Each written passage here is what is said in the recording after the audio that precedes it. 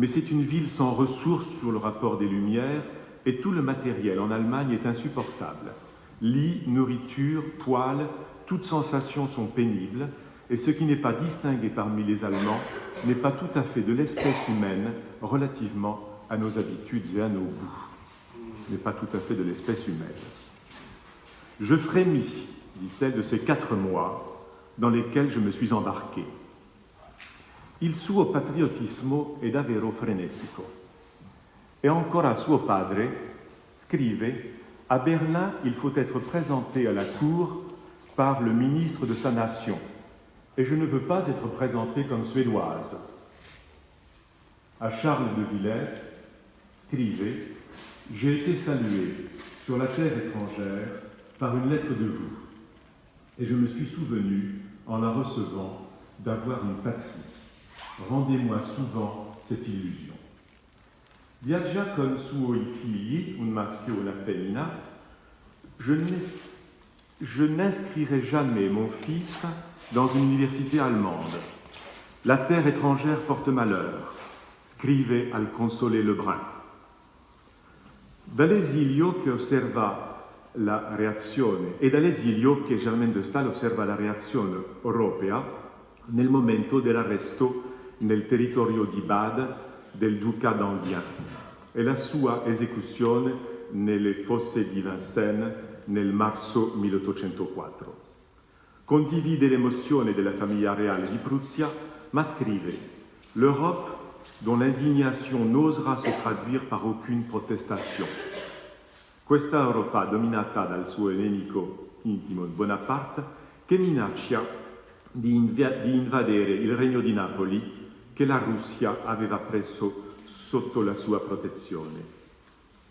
La morte del padre in aprile la fa rientrare a Coppet e dopo aver redatto le memorie di Jacques Necker partirà per l'Italia.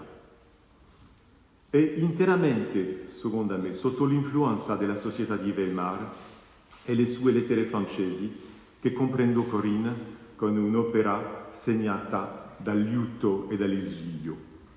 A Roma si recherà spesso da Canova, dove frequenta il suo atelier e descrive nelle sue memorie la visita del 14 ottobre.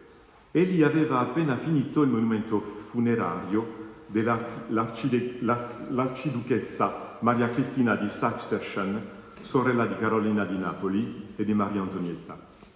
On venait visiter ce monument le soir à la lueur des flambeaux.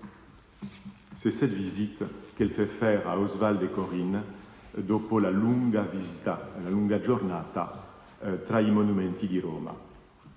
Avrebbe potuto incontrare Chateaubriand, segretario d'ambasciata a Roma, che visita l'atelier il 21 gennaio dello stesso anno, prima di andare a Napoli, come lui racconta nella sua famosa lettera a Fontana.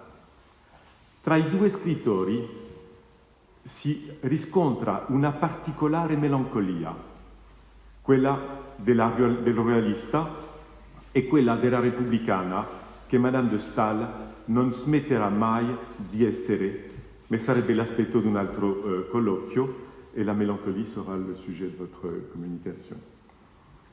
Un colloquio consacrato al gusto delle rovine, alla melancolia piuttosto che all'Europa, dovrebbe certamente essere vinto da Chateaubriand.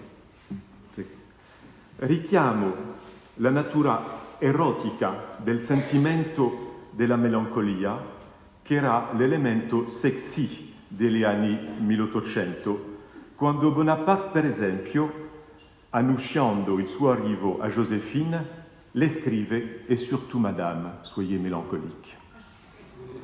Tutti e due, Germaine de Staël e Chateaubriand, portano a Napoli la sensibilità europea del momento, il gusto per la rovina e per l'antico, che costituiva allora il cutting edge della modernità.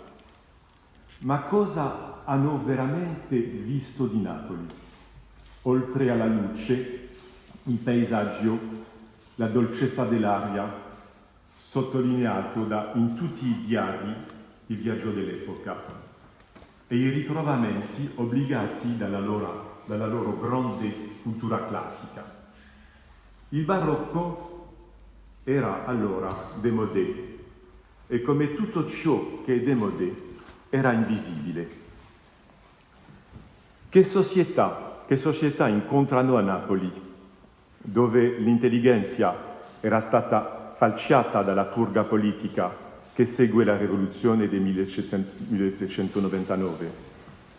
Non girano per la città, certamente non vanno a Capodimonte, che era dimora privata della famiglia reale. Tante domande a cui avremo forse risposte nei sapienti interventi di oggi e personalmente e a nome dei miei collaboratori vi ringrazio per aver scelto Capodimonte per questa seconda giornata de laquelle nous attendons tous énormément. Je vous remercie de votre attention et notre président de séance continuera la présentation. Merci.